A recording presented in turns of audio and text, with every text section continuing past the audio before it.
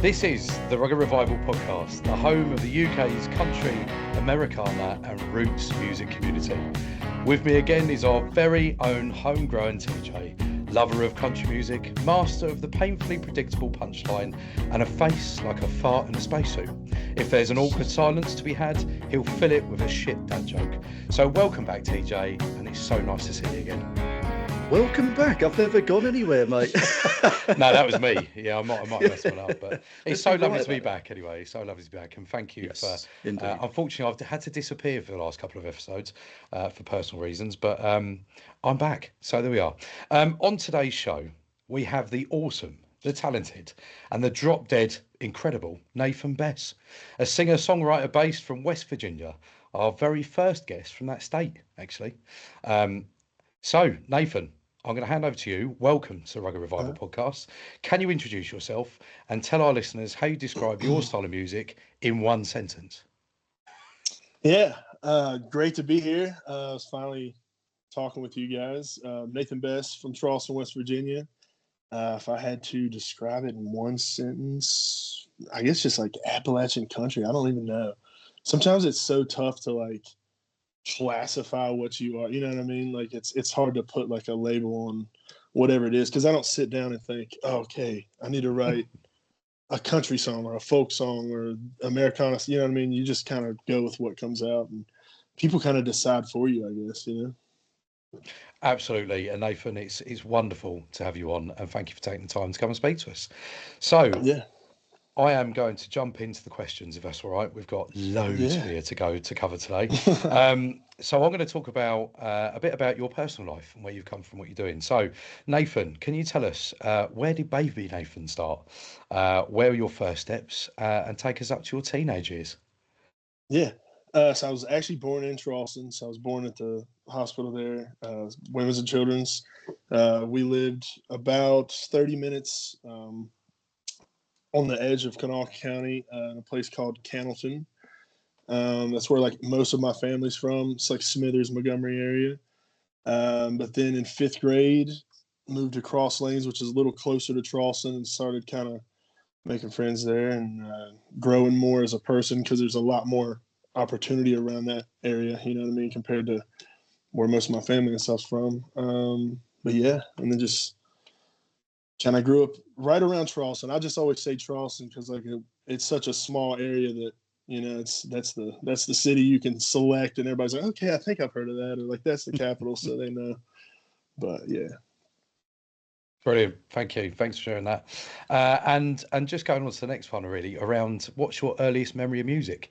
Who or what influenced you? When did you know that you could play all the instruments in the world and sing? And tell us about that.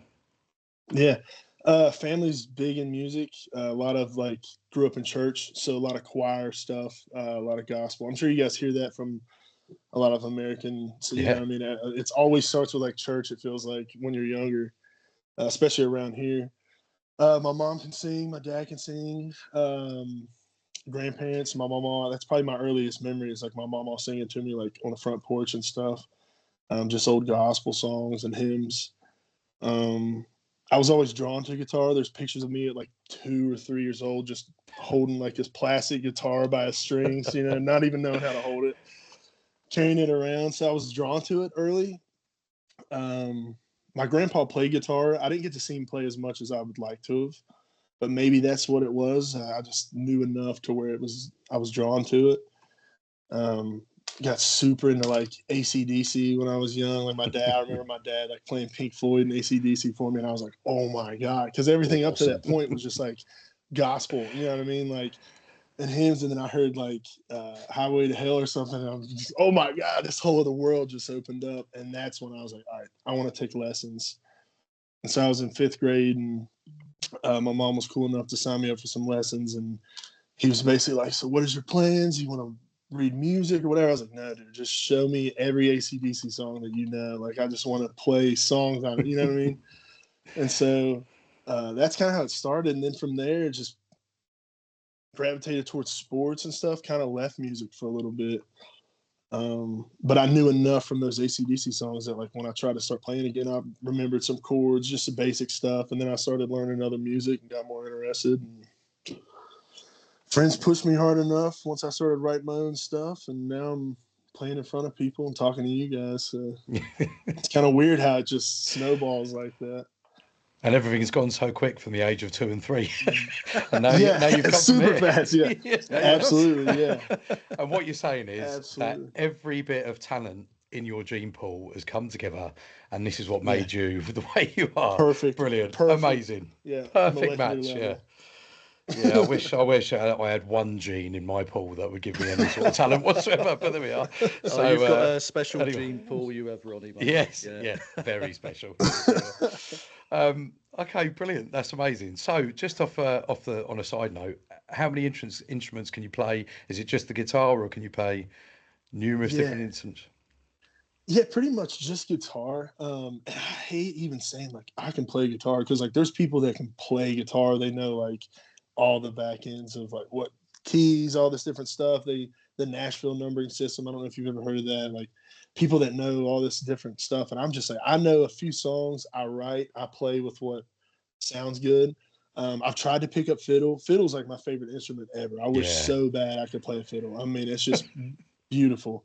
But yeah, just guitar. I mean, I can sit around and play a little bit on like a banjo or like a fiddle, but it's not like you don't want to hear it. You know what I mean? It's just fun to kind of do every now and then, challenge yourself a little. Do you know what? Funny enough, TJ picked up a fiddle once, and it sounded like he was doctoring a cat. So I said exactly the same about him. I said, "Oh no, nobody wants to hear that. Put it away." Like my guitar playing as well, to be fair. So. And just singing, or anything musical. Yeah. Anyway, okay, thank you. That's great. Thank you very much for sharing that.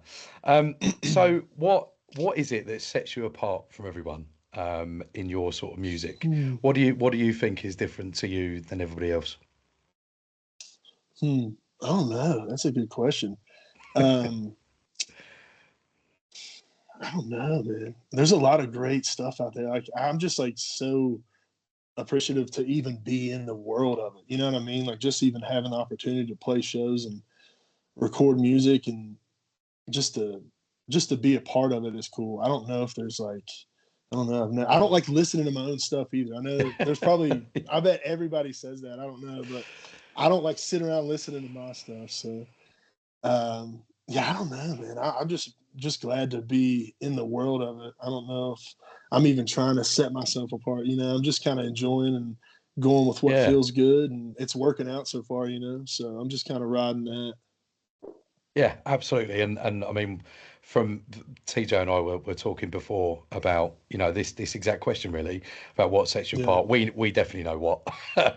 And we've thoroughly enjoyed all your stuff that you've released. I mean, I've been listening to a lot of your music on YouTube and looking at the videos as well, and it's really good. So probably just another bit of a sidestep really about your music. So from what you were saying in your sort of growing up and your childhood, do you think that's influenced your music a lot? Do you think it's influenced your sort of songwriting?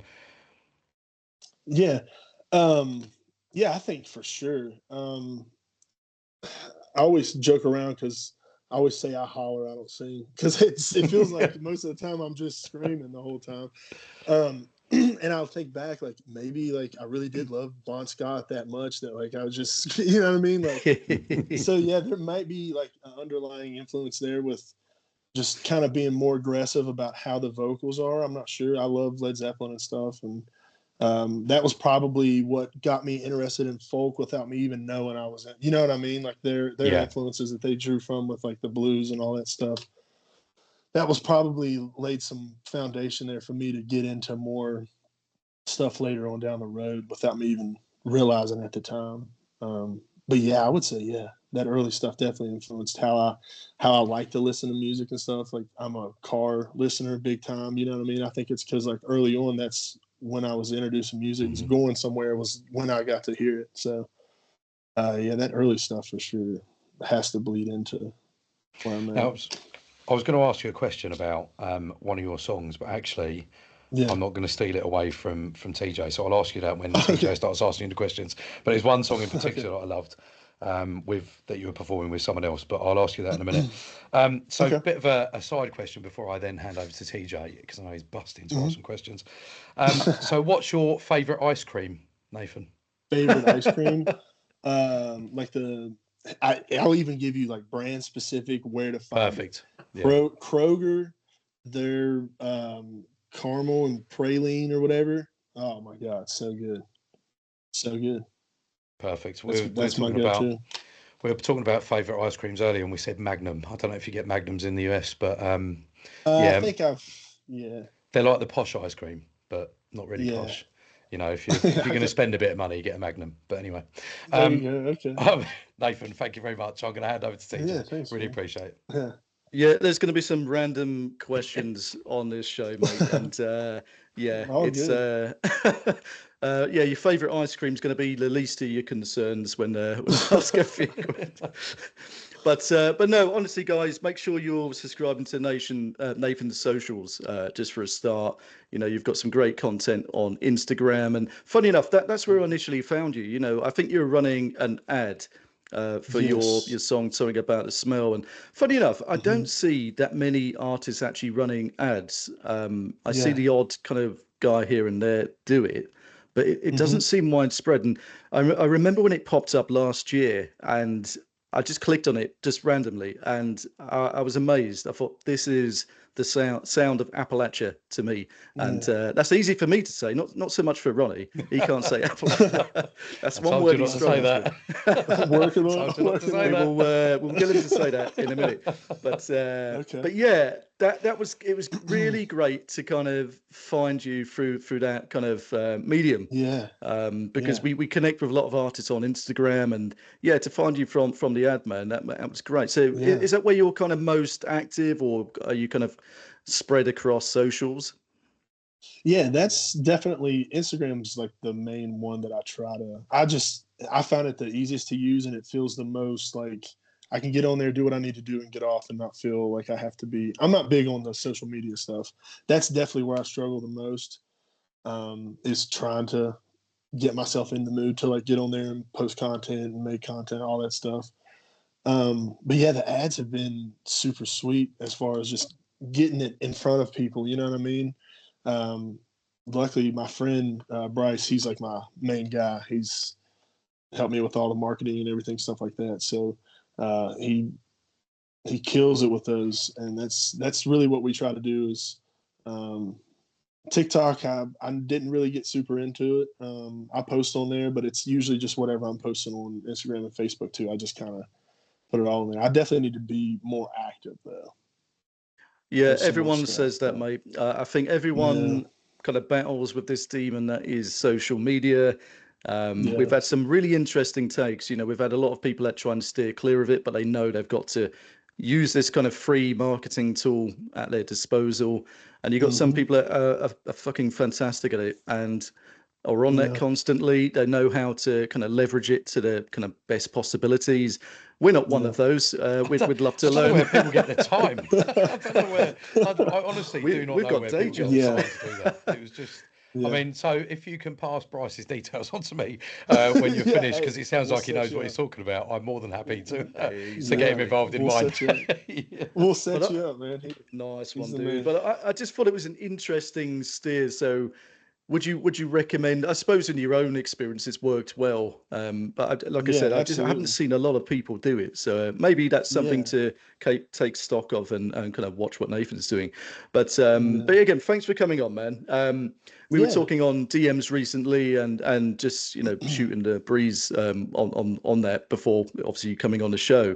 And I don't know too much about your background, so I think now's a good time to kind of delve into your kind of day job, because I believe you're a firefighter, aren't you? Is that correct? Yeah. Yes, sir. Yeah. Yeah, I kind of saw some early videos and I thought they kind of give it away. It didn't need to be an Inspector Clouseau to see it, but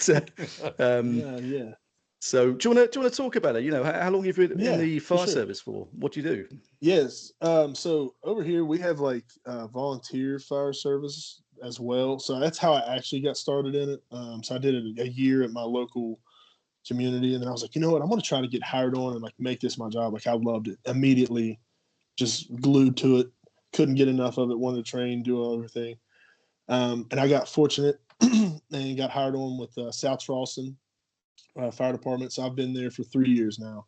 Actually, my 3-year anniversary was March 28th. So it literally just passed through. But I've been on there for 3 years and super fortunate. Absolutely love what I do. If you ever talk to a fireman, they're going to tell you that. Like, we're all addicted to it, man. We're about it. You don't want bad stuff to happen to people, obviously. But where you train on it all the time, you're looking for opportunities to practice what you've trained and get in there and do your thing. I don't know. It was a good step for me. I'm so glad I did it, and I enjoy it. And it's perfect for music too, because our schedule is we work 24 hours on, and then we'll have 48 hours off. So you'll have those 2 days, and it's kind of easy to schedule vacation days or get trades. A lot of guys will work for you if you work for them later. So it's easy to have those 5-day stretches that I need to like go out of town for a couple of days, play a show or something, and then come back. So it's been nice. It's worked out perfect, honestly. So I think it's like the UK. Me and Ronnie were talking just before, because I said I think you're a firefighter. We'll talk about that on the show. And I think the kind of scheduling or the work shift patterns are pretty similar in the UK, and a lot of the guys go on to do something else in that time that they have. So you know, we have a lot of guys over here that are builders in their spare time. So for you, you've found music, and it's a great kind of outlet for you. So as cheesy as it sounds, mate, saving lives through music and your lyrics, and literally hauling people's asses out of burning buildings. So you're a hero, dude. We take our hats off to you. You and all the brothers and sisters in the fire service. So well done. Absolutely, mate. So I'm guessing you can lift quite a lot, being, you know, doing what you do in your profession. I think Ronnie's about 300 pounds in American kind of weight terms. Do you think you can lift Ronnie out of a burning building? I got Ronnie. Yeah, Ronnie's the man, dude. I got you, Ronnie. I've got a nod to you with the red. TJ might want me leaving you in there or something. Then we'll have to figure that out. Depends what day it is, but you can haul him. I just wondered if you could literally haul him. Oh no, yeah. You're a good man. But I suppose working on a fire station, mate, you must be involved or hear a lot of banter in your working day. What's the funniest or rudest joke that you've even told or someone else has told? I'm going to put you on the spot now, man. Yeah.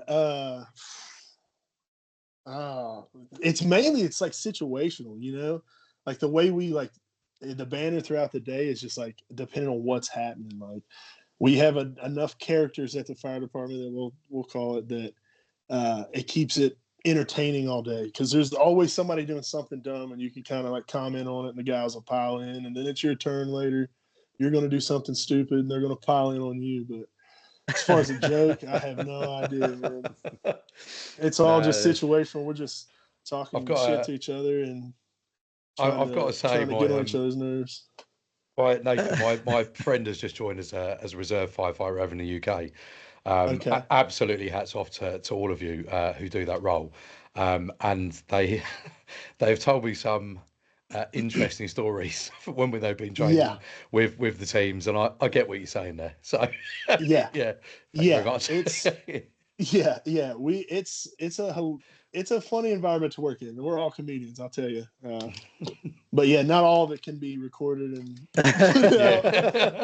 we go at each other pretty hard on the jokes, and sometimes it can be a little much, but mate, it's intense jobs, you know, demand dark humor at times, and we're all up for that. But nothing that will get us cancelled, mind. So we're always careful in that sense. Not that we got to cancel for anything, but there you go. Awesome, man. Let's get back to being professional anyway for a second, maybe. So back to the music, man. So obviously you talked about, you know, your early days in finding music, you know, through family, through church. And like you say, you know, everyone we speak to mainly is finding it through church, you know, the gospel choirs. And it's incredible. It's something that we don't really have here in the UK. So we have to find things through different mediums. But so you kind of lived through all of that. And then you obviously found AC/DC and all these awesome bands that I absolutely love. And I think I can now hear like you say, some Bon Scott and some of that in what you're doing. But getting to live shows, getting to kind of playing out to other people, what was that like in the early days? How did that look for you? Man, I was so scared to do it. It took a lot of convincing. The first time I played in front of people that weren't friends and family was June 20th of last year. So like all this is just so fresh. But it was an open mic in Charleston at my favorite music spot, Folklore Music Exchange. Check them out. They're great. But they had an open mic and showed up, and there was a lot of people there. And I was like, oh my God, like, I do not want to do this. I should not have came here. But I played 3 songs, and something about the smell ended up being one of them. And I got off, and everybody was like, holy crap, dude, like, where can I find your stuff? And like, I didn't even have like an Instagram at this time. I didn't even have any kind of plan to do it. I was just like, all right, whatever. My buddy pushed me enough to where I was like, I'll just do it. Let me see. Sorry, my phone's messing up there. And so it was crazy getting off stage. Like, obviously feels good, but every time I'm nervous. I mean, those early days of whether it's 5 people or 20, however it is, it's just nerve wracking every time. But then once you start playing, I mean, you get into it and you kind of forget, and you realize they're there to listen. Hopefully, most of the time. Sometimes bars, you feel like you're not really the main entertainment. You just happen to be there the same night as them. But yeah, it's nerve wracking and stuff. I've definitely gotten better with handling it. But yeah, the first few times were, it was a lot. It took a lot to can't imagine. Yeah, it's something I'd be shit scared of doing personally. But you've got the talent and I haven't, mate. So good on you.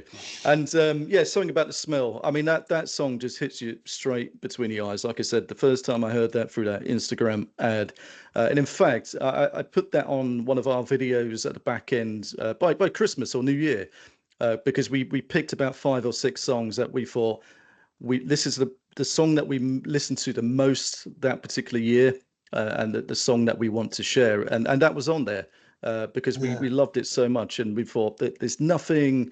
I mean, there's Appalachian music out there, don't get me wrong, and I think the thing that sets you apart is that holler, like you say. You've got the Appalachian music, the sound, the style, but it's your voice that kind of it creates that full package, and I think for me that's what sets you apart from a lot of the other guys and girls that are out there, man. So, congratulations as also, man. But with the, thank you.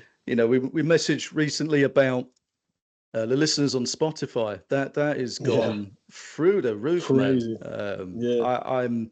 I'm absolutely pleased for you. It's incredible because I remember. Yeah. I'm a geek like this. I like to see how people progress, how they start and how they kind of go throughout the year. And some people don't move too much, but, I looked at you and 1 second, it was like, I daren't put a number on it.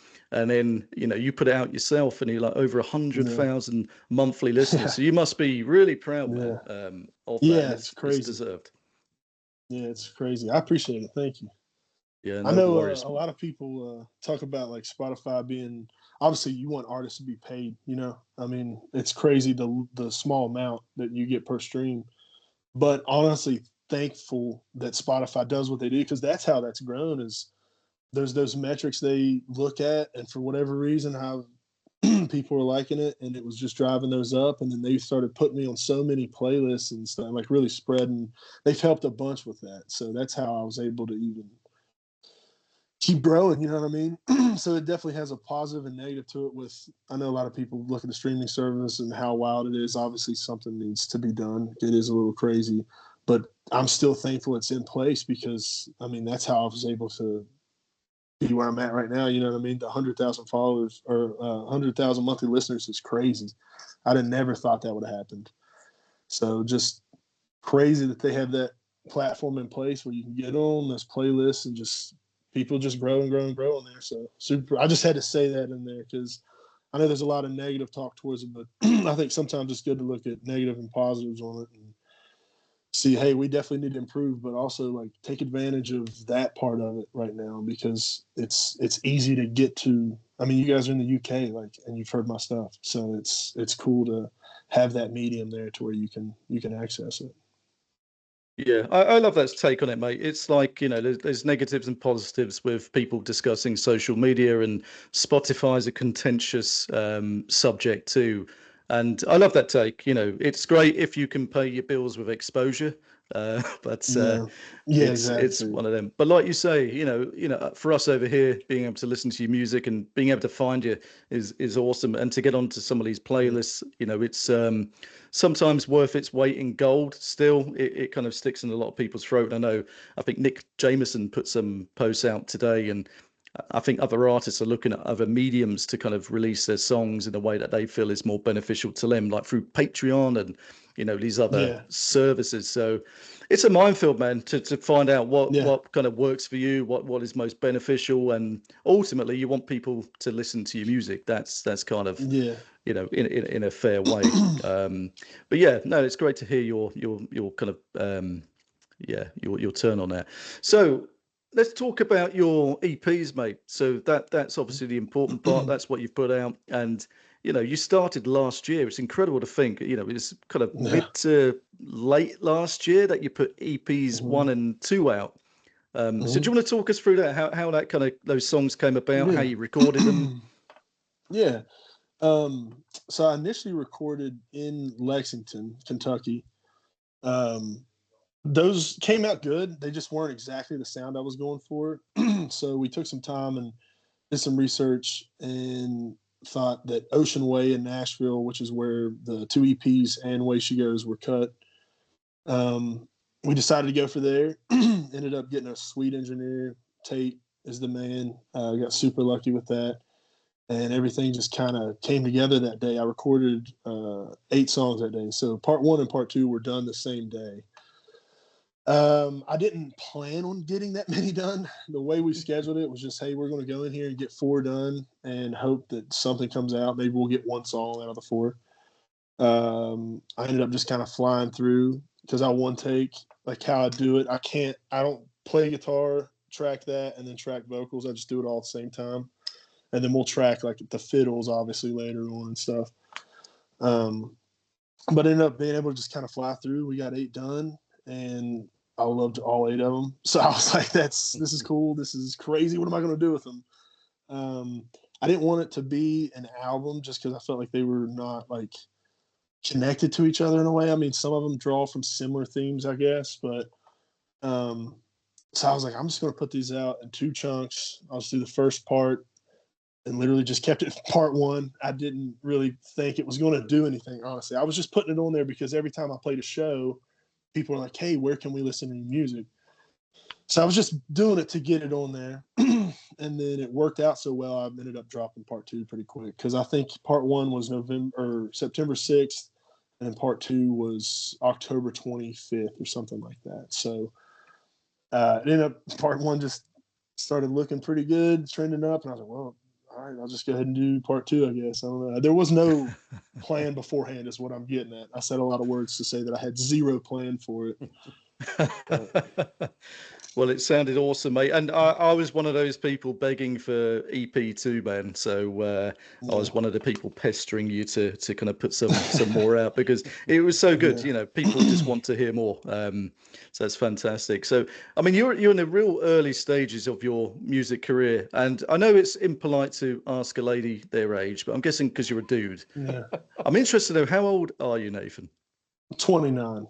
29. Cool, man. Yeah. So you've got the whole kind of world in front of you, and you're Yeah. doing absolutely incredible so far. The Thanks. industry, I mean, we speak to a lot of artists, and it's so interesting to hear their takes. We've got artists from all over the US, from Kentucky, West Virginia now, Virginia a Mhm. lot, Georgia recently, and other places in Texas. But they all have their takes on the industry itself and how competitive it is and how complex it is to kind of navigate. So I just wondered Mhm. about your kind of spin on things. How have you kind of entered the scene? Have you had anyone kind of helping support you kind of settle and Yeah. find your way through things? Because I suppose it can be a beast if you've never really done it before. What's your take on it, Yeah. mate? I've not seen much of the competitiveness of it. I'm sure it's out there, especially once you start getting to bigger levels. But I've actually been super fortunate that maybe it's just where I'm fresh, but People have been very nice, very supportive, especially where I'm from. The Folklore Music Exchange, they were huge on that, hosting that open mic, getting me on shows early on, which were recorded through like West Virginia Department of Commerce and stuff like that. So kind of getting me more exposure, giving me that stage time. They've even hooked me up with like different venues around town. When they're needing someone, they'll send them my way to get me in the door there. And then there's been other bands like Dowcord was great. They're from where I'm from. Charleston, West Virginia has a good scene. You guys are going to start seeing a lot more artists coming out of this area because, I mean, West Virginia as a whole, for sure, but Charleston's got a lot of cool stuff going on. But yeah, like Dowcord, Woodbine, a lot of those people are just very supportive. And then it got to a point where like people like Cody Christian has hit me up trying to help me get shows there. Me and him are playing Twisted Cork in Lexington, June 5th. Lexington folks, come on out. And then just people like that it's been very positive, overwhelmingly positive. You know, I mean, I thought that there might be some competitiveness to it, but it seems like everybody wants to help each other. So I've connected with so many great people. I mean, Trey Hedrick, Luke Borchelt, just from them hit me up on Instagram like, hey man, I like your stuff. Would you ever want to play a show sometime? And then it just works out. And yeah, I've found more support and positivity than I have competitiveness or any kind of negative aspects of it. So good on you, man. Good on you. Twisted Cork, shout outs to those guys, man. It's Greg Adams. Is that the guy you've been speaking to over that way? He's got an awesome bar. Up, yeah. Oh, okay. Yeah, awesome. Cody set it up, so I don't know. Yeah, so Greg, the only reason I said it, Greg and Lance Rogers and a few guys from Kentucky were over in the UK recently. So we met up, had a few beers and did a bit of a dodgy, I don't know if I'd call it a podcast, a pissed up interview for a few beers, and me and Greg got talking, and he talked about his bar over in Lexington. So yeah, nice. It's incredible, and they have so many great artists there. So you'll fill in fantastically, mate. So please be, man. And I'll hand it over back to Ronnie now, because I know we talked about artists and your musical circles and things like that. So I will hand back to Ronnie, and he'll go through some things with you. TJ. Actually, I just wanted to go back on some of the things that you said there, Nathan. I think one of them, we've interviewed, is it nearly 20 artists now we've had on, and then we've got little bonus sort of episodes and all that stuff. But there's been a whole mix of, I think one of the main words that stuck out to me was around the community, that you're just saying, you're quite fresh. You've done a lot in a very short space of time, and just really proves how incredible you really are for doing that. So absolutely well done. But you knocked the nail on the head there. It's very much about community and everybody's willing to help each other. There's only been like a couple of negative points, but I think that's in like the sort of mainstream country, like your sort of mainstream Nashville and what have you. And it's really interesting to hear that from yourself. Knowing that people are still trying to do it, and we're trying to do it over here in the UK. Anybody that we can help over here, we will, and you'll know that when you go through some of the podcasts. But yeah, and then the second one I was going to mention was I can't remember. I had a question. See, it's not just me that fucks up. Oh my God, that's age. And I'm not cutting this out either. No, I knew you wouldn't. But yeah, I'll come back to that when I can remember. Embarrassing. One of my next questions, Nathan, is around the fact that we started a playlist, and we've spoken to a couple of the other artists about the playlist that's exclusive for our podcast guests and artists we meet on the road. So what 2 songs should we add to this that reflects your work so everyone can check you out? I think one of the questions I was going to go back to was around the song that I wanted to ask you about the lyrics. And the song that stuck out to me was Freight Train. And you performed it with Kevin, pardon my pronunciation of this, but is it Arbogast? Yep, you got Arbogast. Yeah. On the steel guitar. I mean, both of you, incredible. Yeah, it just sucks you in. And one, I love the steel guitar, but 2, I love listening to you singing, and it was amazing. So just tell us a bit about that, if you don't mind. Yeah, I'm super into the whole like old blues myth thing, like Robert Johnson and Tommy Johnson with like selling your soul to the devil to like get good at music. I've always loved that. Like that idea is just so cool to kind of like I don't know, put out there, and people are like, who knows, did he actually do it or not? So I was like, I want to just write one kind of like off the same, you know what I mean? Same vibe there. And that's really what Freight Train is I'm trying to tie in like my talent, like if I did do it that way, like how would that look? You know what I mean? So yeah, trying to tie in like the Appalachian aspects to it, you know, having the train and kind of talking about the town, like not having much opportunity and you're finding your way out and stuff. But I just wanted a fun, like I sold my soul to the devil song. So I just wrote that one. And then Kevin, once again, Instagram coming in, handing out friends. He messaged me and was like, hey man, I'm a lap steel player in the area. If you ever want to jam, let me know. And so we jammed one time before that. Then the next time he's like, I'm setting the camera up and we're going to record. I was like, cool, man. And so we recorded that one, and we've played a few shows together too. He's part of a band called the String Chiefs. And so sometimes they'll back me. I think we've done that twice. So yeah, they're a good group of guys. Yeah, and it was, as I said to you, it was awesome, and people would need to go and have a listen to it, and especially see the YouTube video as well, because it is fascinating, it's brilliant. So thank you for that. I have just remembered the question I was going to say to you. Okay. Actually, so TJ sitting there taking a piss, all laughing on his big stool. I was going to go back to you mentioned about the bars. And I don't know if it's whether it's an American thing or in the UK, when you've got a sort of artist on, and when I've been attending the country music, because there's few and far between, to be honest, country music events. In fact, I met with someone who's a support act, Mr. Paul Adams. Anyway, listening to him playing and the band Blue Collar. It was you could hear a pin drop because everybody was like that. Everybody was having a good time, don't get me wrong. But then there's been quite a few artists that have said, sometimes you feel like you're singing to yourself in the bars, and it's no reflection on the artist, but it's just is that a thing? Is that people are just going off and getting pissed and being loud? It's kind of situational as far as like what the venue is and I don't know if it's like the vibe of it, but a lot of bars in America, especially where I'm from, when you're at the bar, like most people just want to drink and like listen to stuff that they know. So a lot of the bar artists, like people cut their teeth playing other people's songs. You know what I mean? Yeah. That's what a lot of people like. That's you getting stage time by doing covers. I just don't like doing a whole bunch of covers. So to me, I just still play my own stuff, which people are into, but I mean, I get it. Like a lot of my stuff's sad and stuff too. So they're just playing pool, doing their thing sometimes. And it just feels like you're there singing to nobody, which they're hearing you, but they're not in the mood for that. Cause the reason music's so beautiful is like every bit of it should have a place, and it does have a place.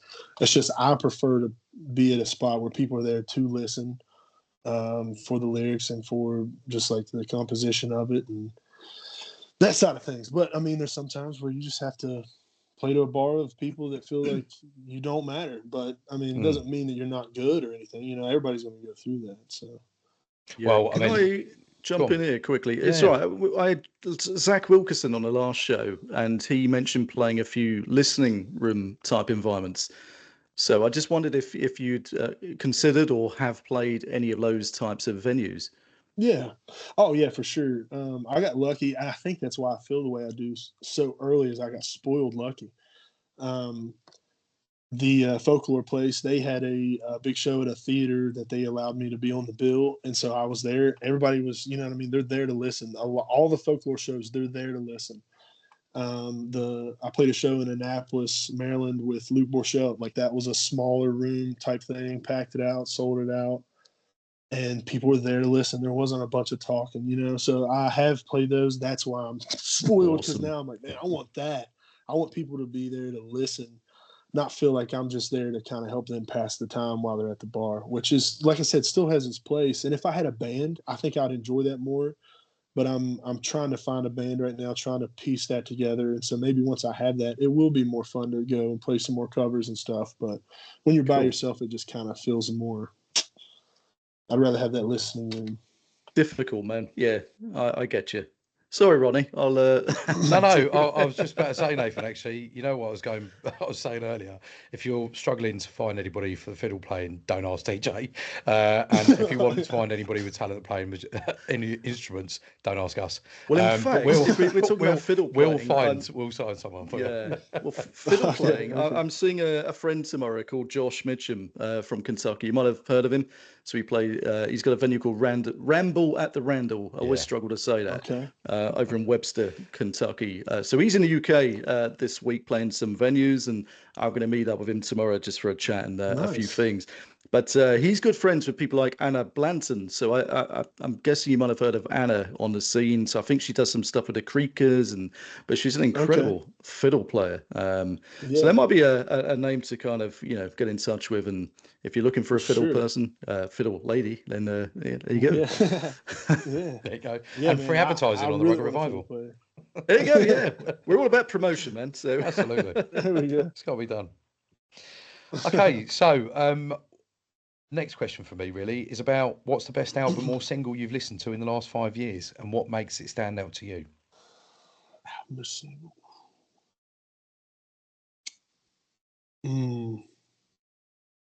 The last 5 years. I'm trying to think. I'm so torn on so many. I will say that the one that keeps popping in my head right now, just because it's so new, I think, is Jason Isbell's new Foxes in the Snow out. That album's so good. I've been playing it a bunch. Ryder Roberts, just the guitar, the lyrics, every bit of storytelling, like throughout the whole album. I mean, it's just so good.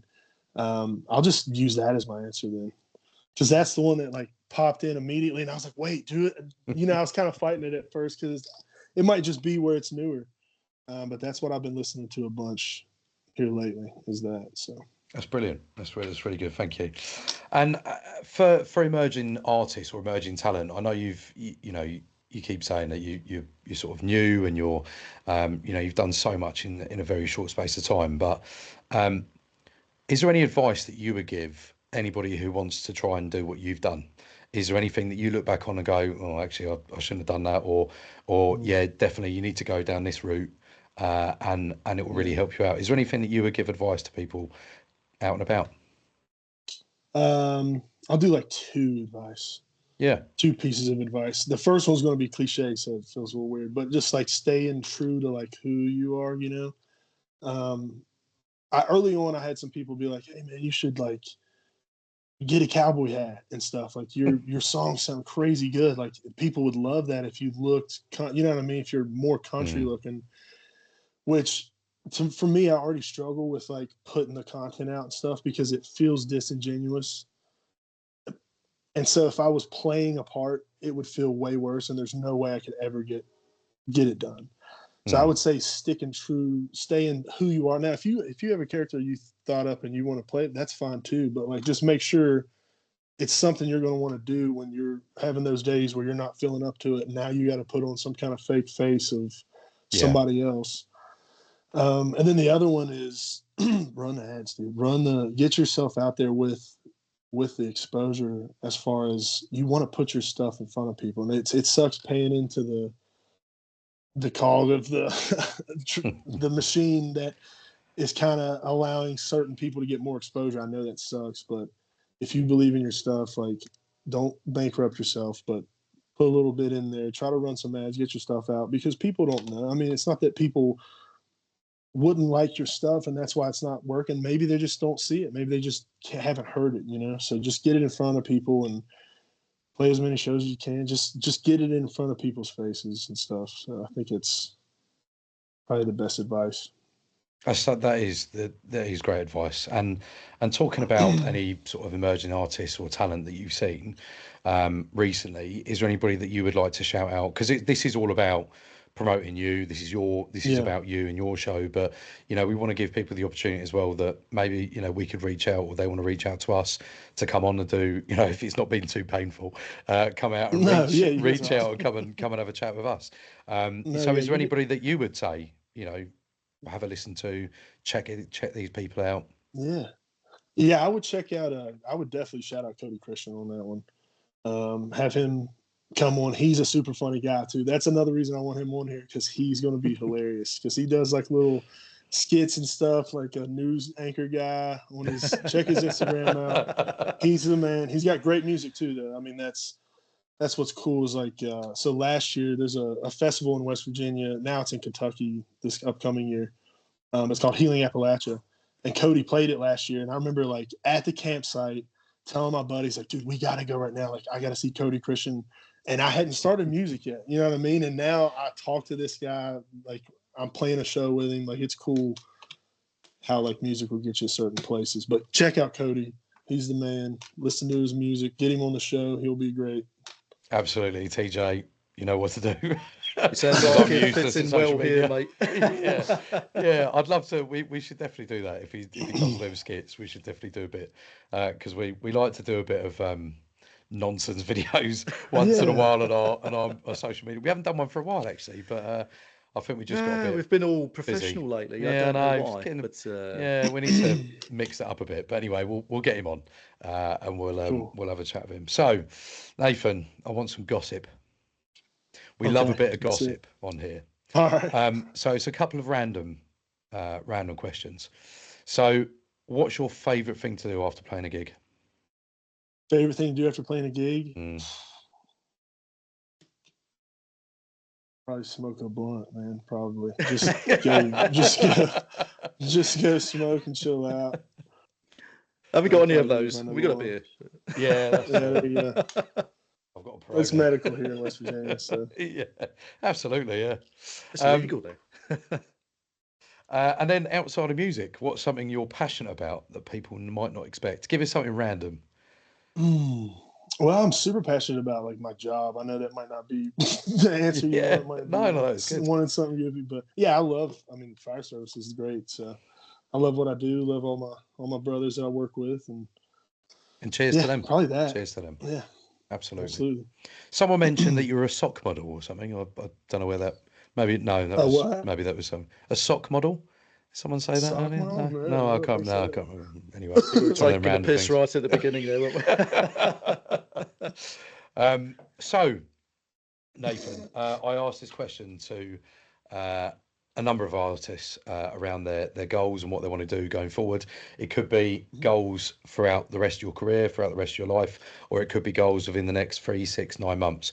But I'd love to know, what are your top 3 goals? Top 3 goals, definitely get some type of legitimate tour going.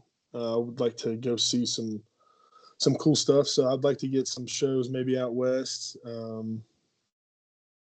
Texas area, stuff like that. You know, just try to get out of where I've been playing, which I love where I play, but it'd be cool to like let this be my way to see everything. I want to get an album ready. I do have some stuff prepared.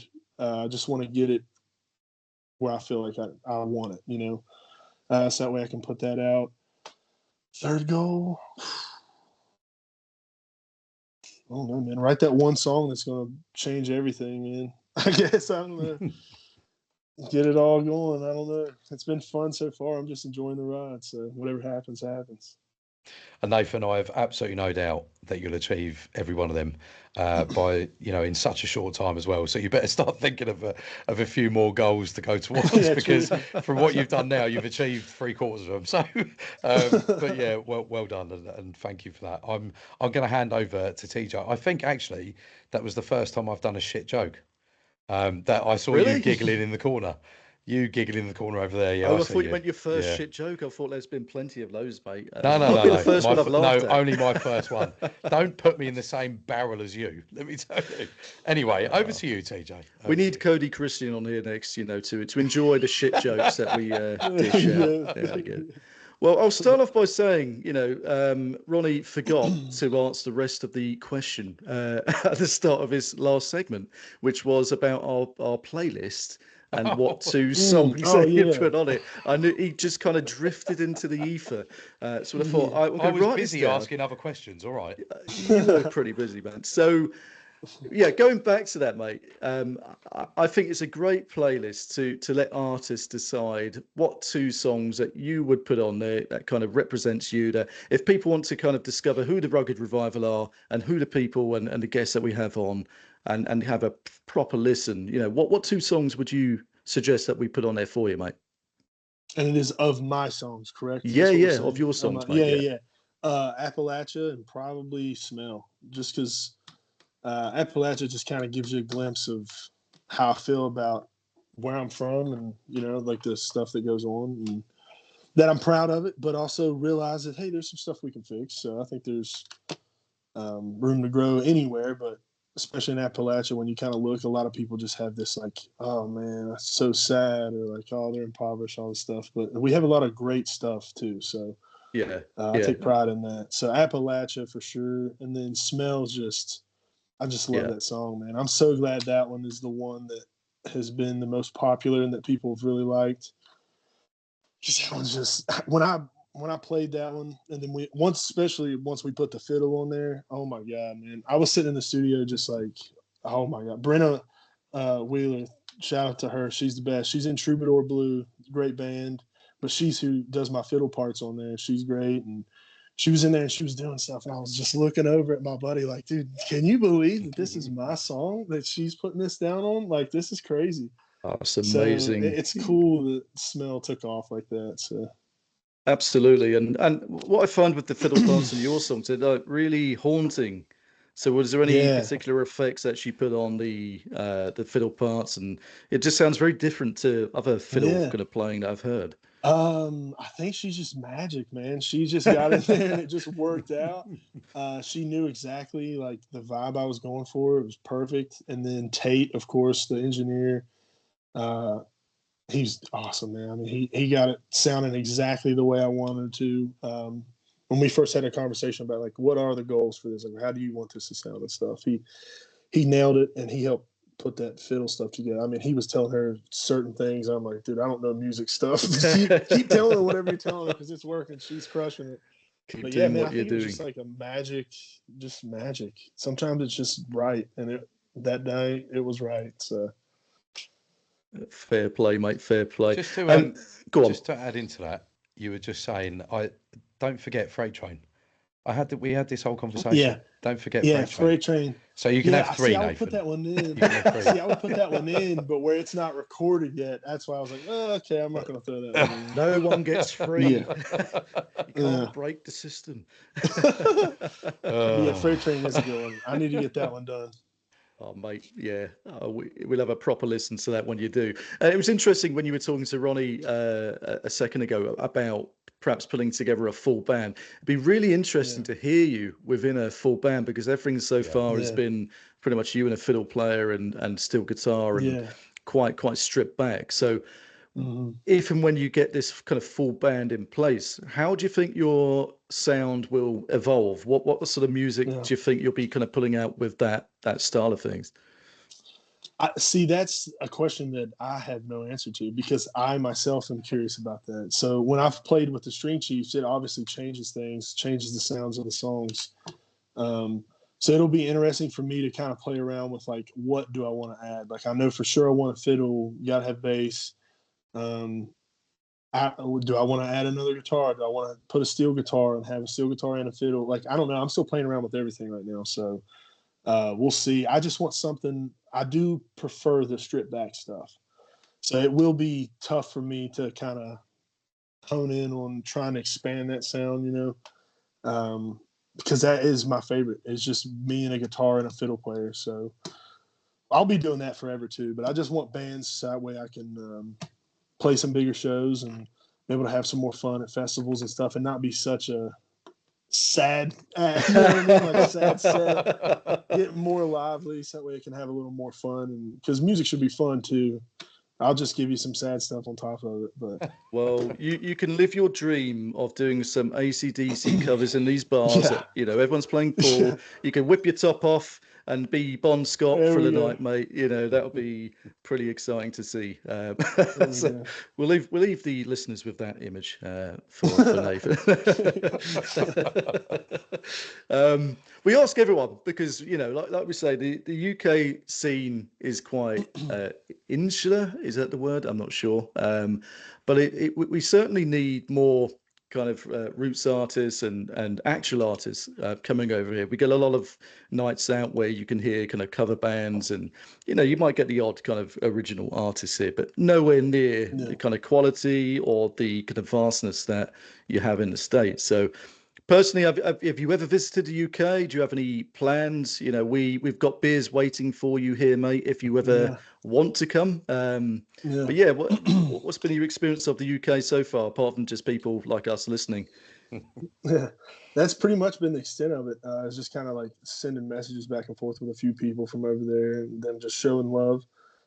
For sure, I'm coming over there. Now, when will that happen? I don't know, but hopefully sooner than later. For sure, I'm coming over there. I've always wanted to go, and this is the perfect way to go over there. So, yeah, you guys we'll be meeting in person before too long. I'm gonna take you up on those beers. That'll be awesome. Yeah, there might be a few beers, mate. A few. Hey, it's never a quiet night with us. Yeah. Nice. Awesome. So we talked about obviously Spotify streaming and other things that you're finding a degree of success with, and we like to kind of ask everyone that comes on, how as kind of fans ourselves and people that you speak to and meet, how can people support you and promote you beyond just streaming your music? What kind of works for you? Really just come to shows if you can. I mean, if you get, like in your all's case, just keep streaming the music. Just follow along. And I don't want to ask anything from anyone. You know, I want them to enjoy it. I want them to do it because they want to. You know, but yeah, come to shows. Getting an online store ready for some merch. So I'll have that available. If you like it, buy some merch. That's kind of the best way to support me. If you stream music, come to shows, buy merch, just the typical stuff. I mean. Yeah, we love merch. We're merch hounds. We love a t-shirt. Nice. We love a hat, even a koozie now and again. We don't use one. Yeah, we don't drink. You love a koozie. I want a hat. I want hats and t-shirts. That's what I want. Well, I don't see the need for koozies now. Yeah, my beer doesn't stay undrinking long enough to warrant a koozie. So yeah, let's stick to the hats. Especially when you use words like undrinking. I've only had one beer, by the way, tonight. It's just been a long day. But only a couple more from me, mate, and then I'll hand back to Ronnie. But is there anything you want to plug, particularly that perhaps we haven't covered, or anything that you want kind of listeners to kind of watch out for this year and beyond? Watch out for show dates, because I think I got a lot coming up, so just pay attention to that. I do have it linked to my Spotify, so where you can like look through and see my events coming up. Keep an eye on that. I got some new music coming too, so that's pretty much the only two I'll plug right now. Awesome, I got a lot of exciting stuff in the works though, so we're looking good. We're trying to make it happen over here. So fantastic, mate. You're a legend in the making, and we love everything that you're doing right now. I'll hand over to Ronnie for any final questions or closing remarks, because he's good at that sort of thing. So over to you, mate. Oh, don't make me blush. Nathan, Bess, I mean, just to say, TJ's just knocked that on the head. You're so talented. You've been so fun to talk to tonight. Thank you for putting up with us. Thank you for joining us. Thank you for taking the time. You really are the shining star coming through all of the clouds of country and roots and Americana. And I'm going to say that word, Appalachia. Wow, I got it right. I got it right. Yeah. Normally I say Appalachia, but Appalachia. Yeah, especially after a beer. But anyway, you've been incredible, and I cannot thank you enough for joining us today. Everyone, you have been listening to Nathan Bess at the Reggae Revival podcast. Now, we normally do a little toast at the end. So Nathan, if you've got a drink, please do raise a toast to the grit, the grind, and to the revival. Cheers for listening, everyone. Cheers.